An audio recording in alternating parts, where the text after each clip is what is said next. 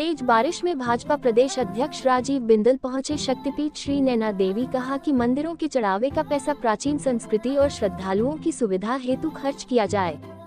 आज बारिश और गहरी धुंध के बावजूद भाजपा के प्रदेश अध्यक्ष राजीव बिंदल पहुंचे हिमाचल के मशहूर शक्तिपीठ श्री नैना देवी जी में परिवार सहित लिया मां का शुभ आशीर्वाद। पत्रकारों से बातचीत करते हुए राजीव बिंदल कहा कि प्रदेश की सुक्खू सरकार ने एक पत्र निकाला है कि मंदिरों का चढ़ावा है पैसा है वह सरकारी कोष के माध्यम से अन्य विकास कार्यों में खर्च किया जाए। मंदिरों की धनराशि जिलाधीश को सरकारी कोष में जमा करवाने के निर्देश दिए हैं।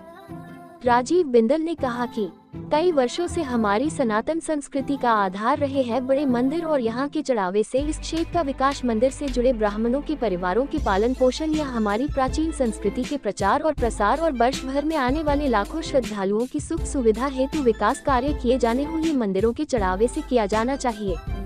उन्होंने कहा कि कुछ बड़े मंदिर हैं जिसे गौशाला का संचालन भी किया जाता है।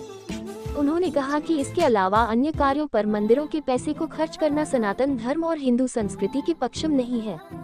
राजीव बिंदल ने प्रदेश के मुख्यमंत्री से आग्रह किया कि मंदिरों की राशि केवल हमारी सनातन और प्राचीन संस्कृति के उत्थान और मंदिरों में श्रद्धालुओं को अत्यधिक सुविधा प्रदान करने में खर्च की जाए।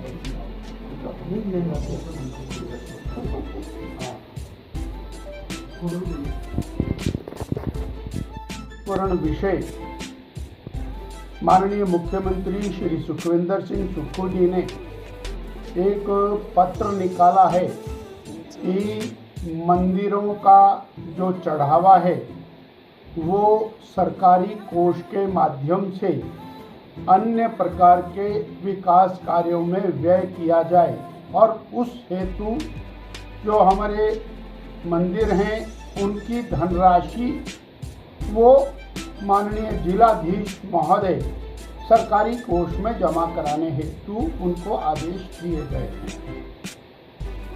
हजारों लाखों साल से जो भारतीय संस्कृति है, सनातन संस्कृति है, उनका ये आधार रहे हैं बड़े मंदिर। यहाँ पर जो धर्मादा समाज देकर के जाता है उससे धार्मिक कार्यों का विस्तार होता रहा है। वो चाहे कर्मकांडी ब्राह्मण हैं उनके परिवारों का भरण पोषण हो, वो चाहे संस्कृत का प्रचार प्रसार हो, वो संस्कृति का प्रचार प्रसार हो, या फिर मंदिर परिसर में आने वाले हजारों लाखों यात्रियों की सुख सुविधा की दृष्टि से विकास किए जाने हो, वो मंदिरों के धन से किया जाना चाहिए। कुछ बड़े मंदिर हैं जहाँ चढ़ावा ज़्यादा है, पर हजारों हजार ऐसे छोटे मंदिर हैं जहाँ पर नित्य प्रति की जोत बत्ती करने के लिए भी उनके पास और सर्वौषधि इत्यादि की उपलब्धता नहीं रहती है।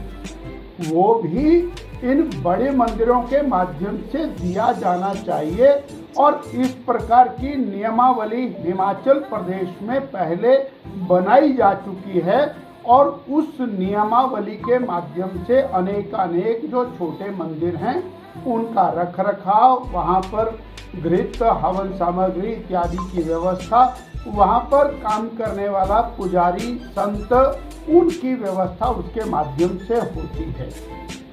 अथवा गौशालाओं का संचालन और वो मंदिर परिसर के अधीन उसी प्रकार से किया जा सकता है।